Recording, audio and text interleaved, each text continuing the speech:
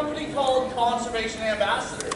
We're actually based out of California, but what it is we do at our center is we give a home to rescued wildlife, either to animals that have been injured somehow and can't be set free back out to the wild. Those animals are sent to us at our center. Or other times we have a big problem, especially here in the United States, we have a problem with people trying to make pets out of wild animals. That never ever works. It's also against the law, and those animals are taken away and sent to our center as well. Then what we do is give these animals lots of love, lots of attention, and lots of food. And the animals that we can, we train to travel, going mostly to school groups, giving us a chance to share some amazing rescued wildlife up close and personal. Now, we've actually been working very closely with SeaWorld over the last 26 years, and we've got to witness some of the amazing rescue work that SeaWorld's done. In fact, since SeaWorld first opened their gates, they have rescued and released over 40,000 animals, and this year alone, just since January, SeaWorld Orlando has rescued and released 2 dolphins, 21 birds, 29 sea turtles, and 47 manatees. Whoa! That is honestly incredible. And they're some of the best at what they do. So when SeaWorld asked us to come share some of our rescued wildlife with you, we were super excited to do so. And we brought some awesome animals for you guys to meet. But tonight's show is different. Tonight we are sharing creatures that show their true colors under the cover of darkness. There's a whole world of activity that comes alive at night. And to show that, we brought some of our nocturnal friends for you guys to meet. Oh, jeez. This is Pepe, and what is he? A skunk. Right, but he's not just any skunk, he's a striped skunk, and you can tell by these beautiful racing stripes going down his back. Now here in Florida, you guys have the spotted skunk. There's even a hog-nosed skunk. He's got a nose kind of like a pig. But the one thing all these skunks have in common is that spray. Have you guys heard the spray before? Oh yeah. Uncle sure works in. I'm just kidding. Don't you guys worry. That'll be for later in my career, and it's definitely going to happen at a junior high school. Now, skunks here like Pepe, they don't have the fastest feet, they don't have the strongest bite, and they don't have the sharpest claws. So all he has to defend himself is that spray. So let's say a big old predator comes along and bother him. You know what he's going to do? He's going to throw a pig. In fact, have you guys ever done a pig before?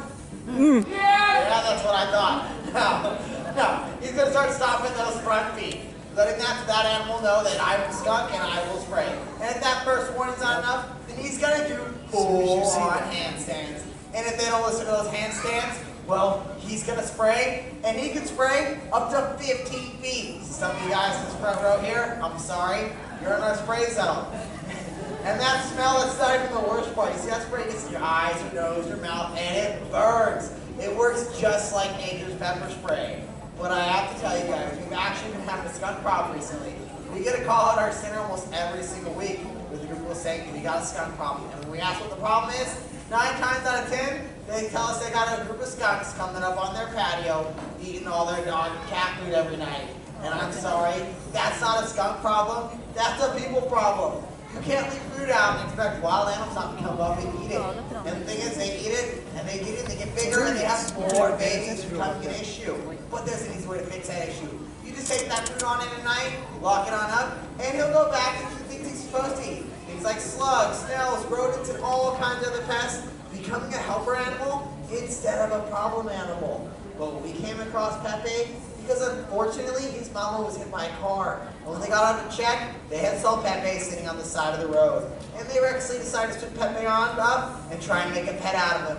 And then if that wasn't enough, they also went to sick lands. So when they got caught, they had realized that Pepe had no way to defend himself out in the wild. So they sent him on over to our center. But that's Pepe, our striped skunk.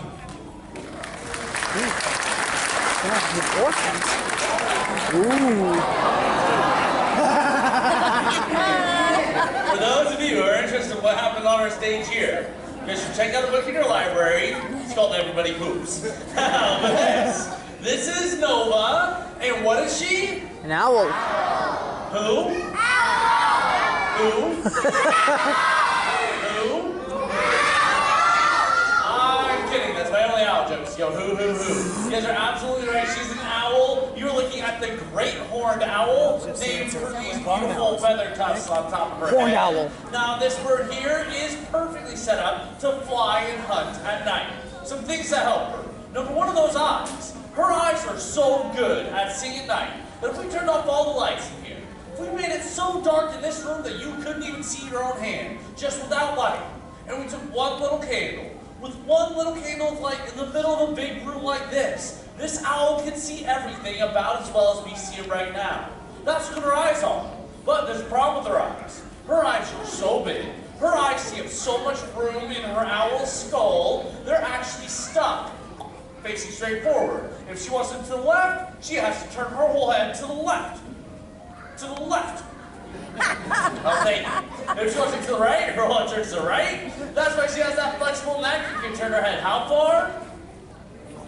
360 degrees. One full time all the way around. Now, it's not like the cartoons. She can't go around, around, around. If she did that, her head would pop off. But she does have 7 extra neck bones, 14 cervical vertebrae that allow her to turn her head 270 degrees. Almost one full rotation all the way around. Now, the second thing that helps her out is actually in her wings. See, she has specialized feathers called comb feathers that break up the wind and give her silent flight. That silent flight helps her out 2 ways. Because if she's flying through the forest at night, she's not only looking for food, she's listening for food. And if she was up there going flappy, flappy, flappy, she can hear the mice and the rats that are down on the ground. The second way it helps her, those mice and rats, they don't hear her coming. She can make a sneak attack to capture her prey. Now, an owl this size will eat about 3 to 5 small rodents a night. She is a super important part of the balance of nature. She's out there making sure we aren't overrun by the mouse and rat world. And when she sees a mouse, she'll swoop on down, she'll grab onto it with those feet. She has over 600 pounds per square inch of crushing power in those talons, and she will make that mouse a meal. But Nova here, she was actually flying free about 10 years ago when she made a big mistake and accidentally flew down in front of a car. First, they couldn't stop, and they hit this poor bird, shattering her left wing.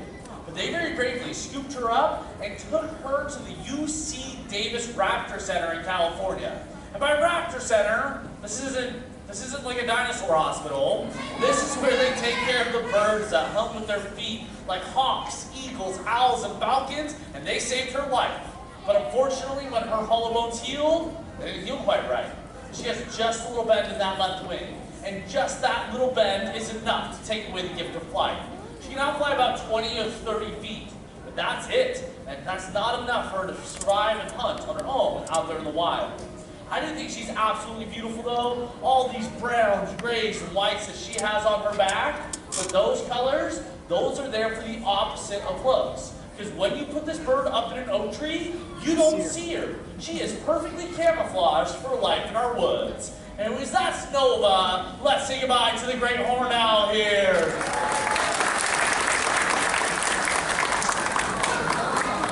And this is Poppy, our Virginia opossum. This is originally an East Coast animal, but they spread all across the United States where the railroad tracks have been built. In fact, they're brought state to state as a food source. But we got Poppy here because one night a lady was driving home and she saw a cute little fur ball run across the road. And she had tried her best to stop, but she had accidentally hit that fur ball. So she got out of her car and she saw that she had hit an opossum. However, though, guys, this lady was really, really smart. She did her research and she remembered reading somewhere that opossums were a marsupial. And we know marsupials out the pouch. But what do they keep in that pouch? Baby. What do they keep in that pouch? There we go. So she got down real low. She bravely opened up that pouch, and what she found was 5 beautiful opossums. One of them, Big Poppy here. So she swooped them on up, and she took them to the nearest rehab center, where they had the best chance of getting back out in the wild. And they were doing great. They were eating, they're foraging for their own food, they're getting bigger and stronger, they're starting to climb, they're even safe to people, except for our guy Poppy here, who they had found out was almost completely blind. And because of that, he was unable to release back out in the wild with his siblings. However, though, he found a home with us about 2 years ago. And I know 2 years, it might sound young, but they only live 3 to 4 years. But check this out, in those 3 to 4 years, a mama opossum showed up to 50 babies. Yeah, if I had 50 kids, I'd probably call him for 3 years too. Now, Poppy here, he has a very important job though. Every single night he comes on out, he keeps you guys safe. He keeps you guys safe from avoiding Lyme disease, and he does that by eating his favorite snack. He eats ticks, and in just one season, he'll eat up 5,000 ticks. So if you catch Poppy cruising your backyard tonight, just know he's doing his job, keeping everybody safe. But that's Poppy, North America's only marsupial. That's right. That's America's Now this is Boris, and he is the South American porcupine, otherwise known as the quindu. Now, you guys have all heard about how porcupines shoot their quills, right?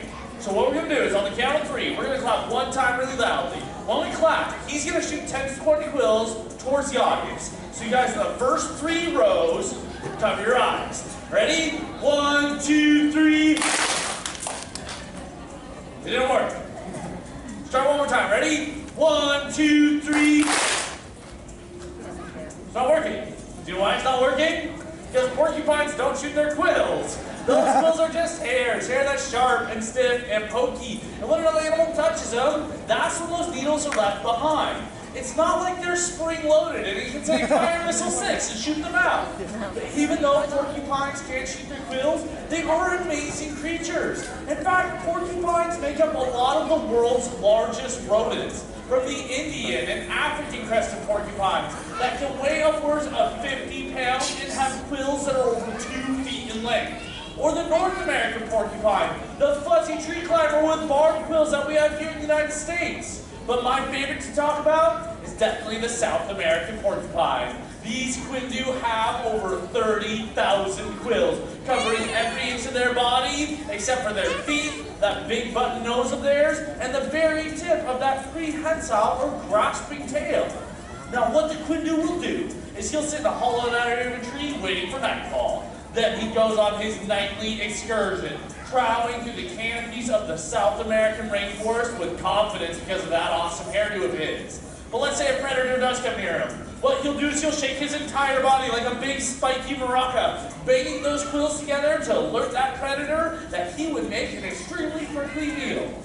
And he uses that prehensile tail of his to keep his balance as he's traveling through the canopies of the rainforest, reaching out for fruits, flowers, leaves, or other branches. That tail of his keeps him nice and secure up there in those trees. He also has ever-growing teeth, like all rodents have, teeth that are made out of keratin, the same stuff as your fingernails, that those teeth are constantly growing, so he needs to chew on hard woods or hard foods in order to keep those teeth at a healthy level.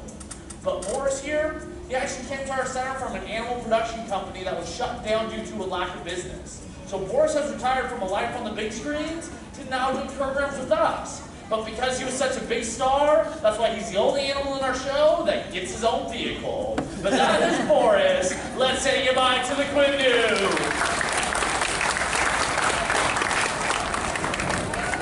And this beautiful venomous creature is Smog, our Gila monster. And she came to us because a couple was driving to the Arizona desert at night, and they saw this little critter walking across the road.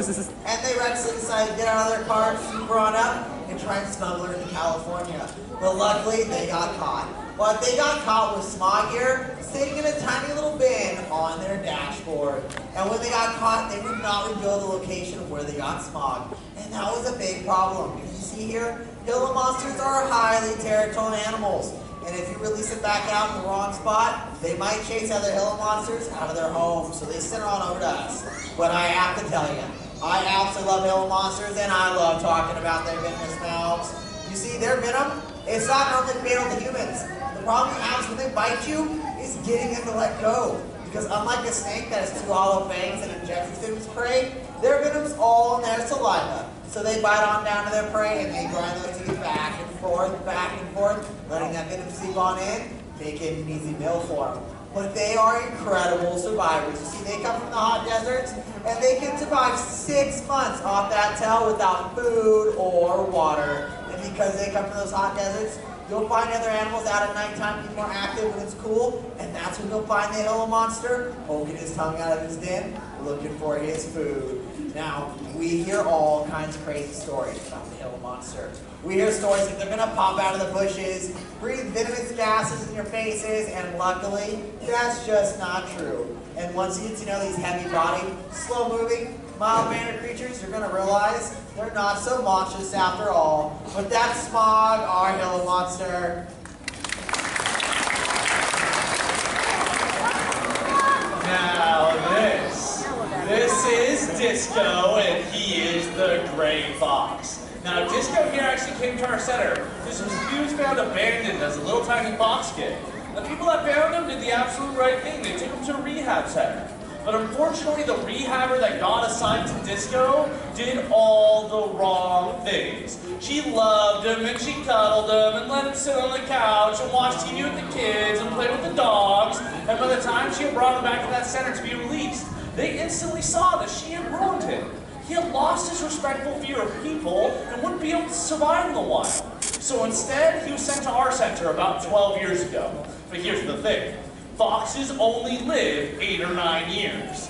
Disco here is 13 years old. That makes him a senior citizen, which is why we had to bring him to Florida. Gray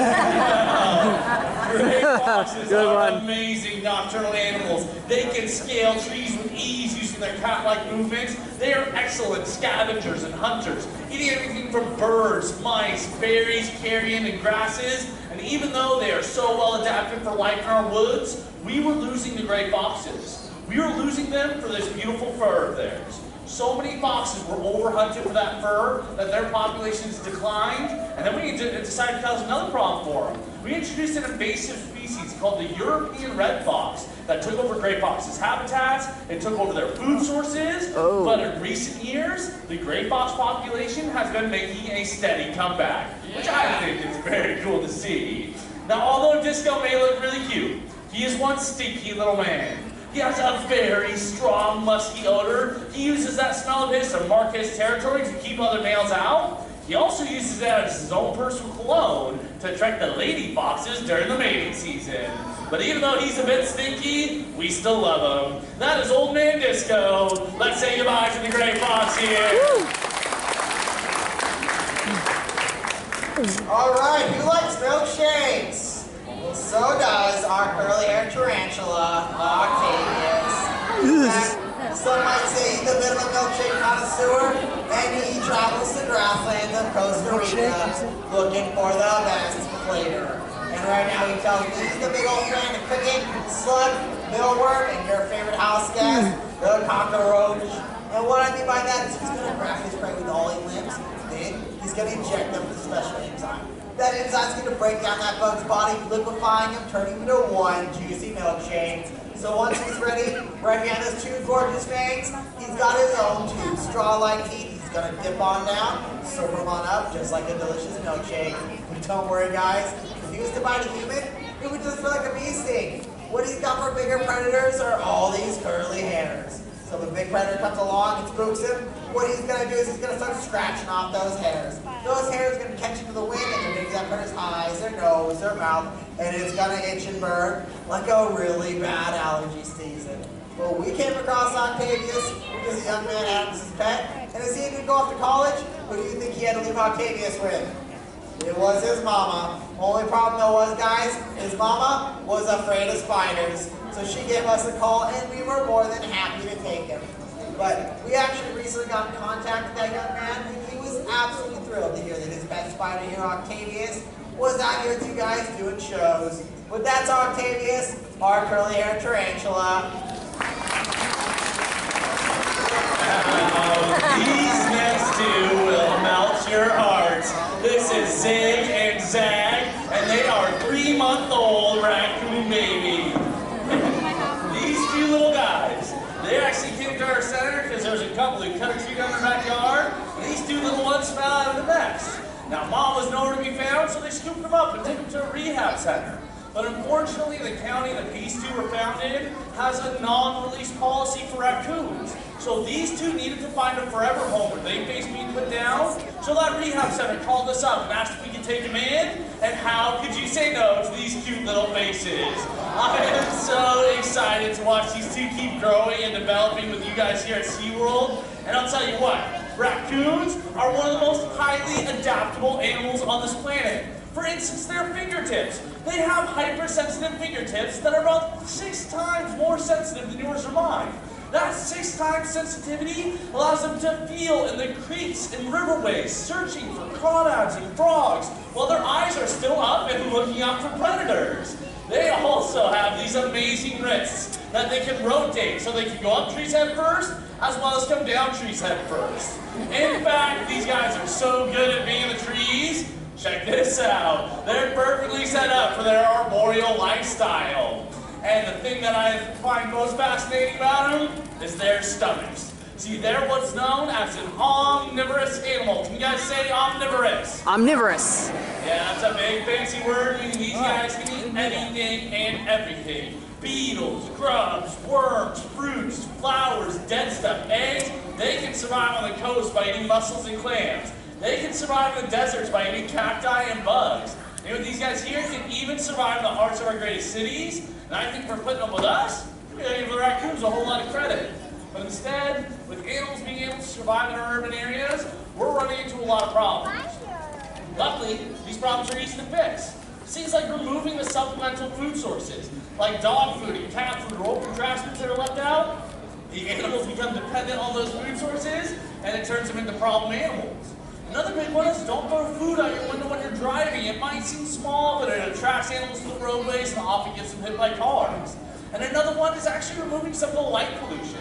Turning off some of those outdoor lights at night allows our nocturnal animals to go back to their natural behaviors under the cover of darkness and keep our ecosystems nice and healthy. But I'll tell you guys, because we get to work with all these amazing rescue wild animals, people tend to ask us this one question. They tend to ask us, what is your favorite animal? So I'm going to do the opposite. Do you guys have a favorite animal? Yeah. What's your favorite? I'm hearing so many amazing wild animals. I've heard a couple people say my favorite animal, and I'll tell you what, my favorite animal is without question. Without a doubt, this next guest. His name is Basil, and well, check him out. Coming out here, Basil. This is my favorite animal. I trust him, he trusts me. We never ever bite each other. I know he wants to be with me. You have to know, the wild animals would much rather be in nature where they truly belong. And anyways, thank you so much for coming and listening to our rescue tales, and enjoy the rest of your night here at SeaWorld, everybody.